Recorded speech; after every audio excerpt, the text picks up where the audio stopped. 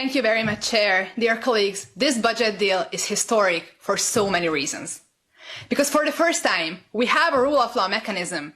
We have a tool to fight back against democratic backsliding and to make sure that EU support reaches those who need it the most, instead of disappearing in the pockets of corrupted oligarchs.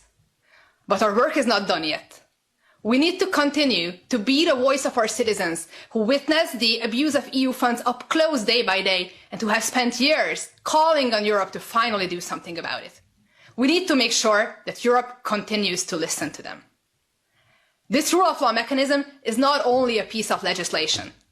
It is a resounding commitment that Europe is ready to take action.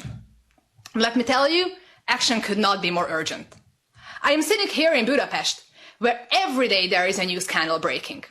Our country this morning woke up to the news to learn that the government is about to amend the constitution to make it easier to funnel public funds to oligarchs. They should be protecting lives, but instead they are protecting their own pockets. And up until now, EU action has been disappointingly slow or even completely absent. But now we have all European institutions, all major political groups lined up behind this commitment. Now there are no ifs, no buts, and no excuses.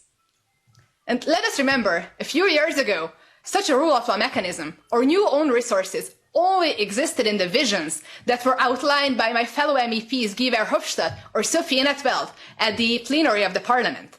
And I was one of those EU citizens who was inspired by them and who kept on enthusiastically hitting the like and share buttons on social media. And now, thanks to this Parliament, these visions are within our grasp. And it is very humbling to be present when this first draft of history is being written.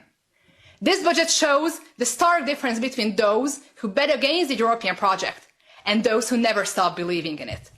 Because even a few months ago, it was unthinkable that we will have a budget of this size and this ambition.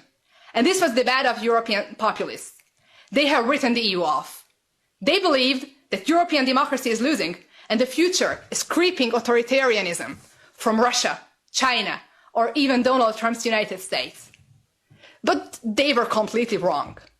The best thing about liberal institutions is their capacity to constantly renew and reinvent themselves.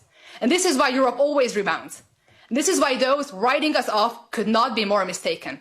We will keep on fighting, and no amount of midnight legislative crackdowns will be able to stop us. Thank you very much.